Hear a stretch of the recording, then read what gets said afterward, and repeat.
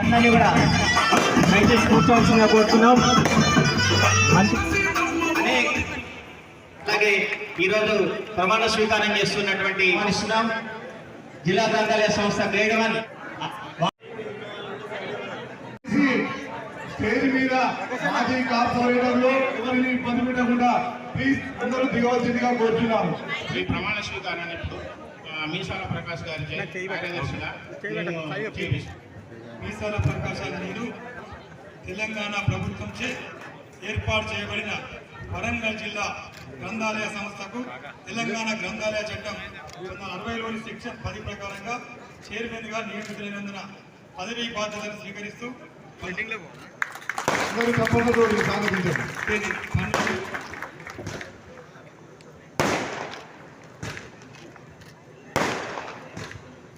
వారు సంతకం చేస్తున్నారు. చప్పట్ల ద్వారా వారికి అభినందనలు.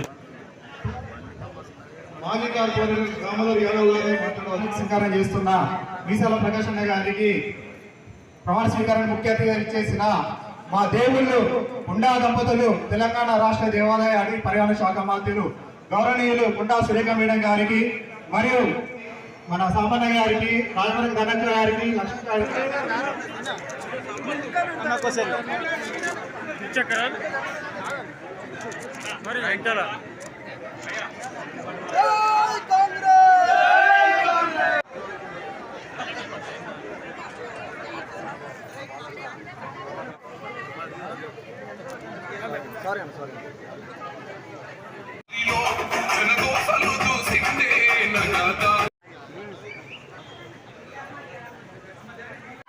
మరి అర్హులైన వాళ్లకు ఇచ్చేదాకా పట్టుబట్టి ఈరోజు అతనికి పార్టీ నుంచి ఈ పదవి ఇప్పించి మరి వారికి ఒక గౌరవాన్ని ఇచ్చే అవకాశం మాకు ఇచ్చిన మన ముఖ్యమంత్రి రేవంత్ రెడ్డి గారికి ప్రత్యేకంగా ధన్యవాదాలు తెలియజేసుకుంటా ఉన్నాను.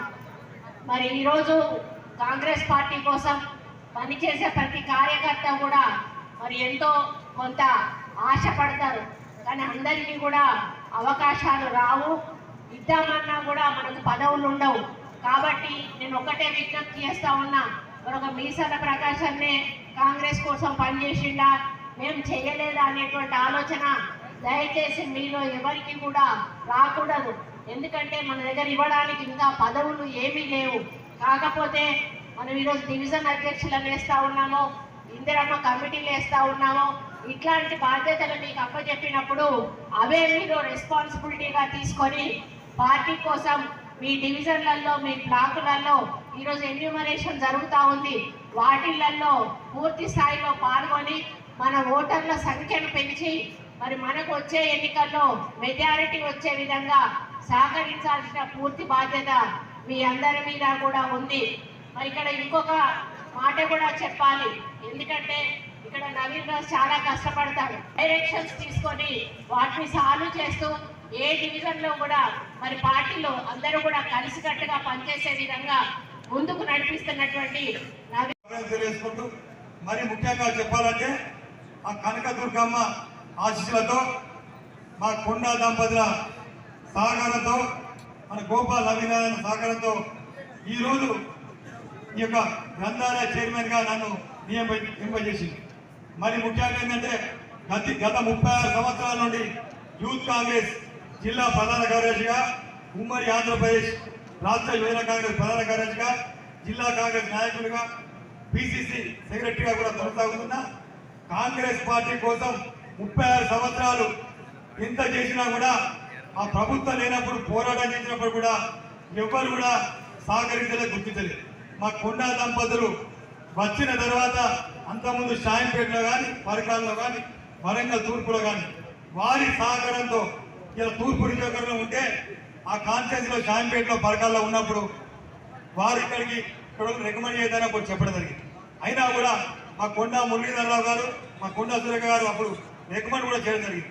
కానీ ఇక్కడ వాళ్ళు ఒత్తిడి చేయడంతో అప్పుడు రాలేకపోయింది.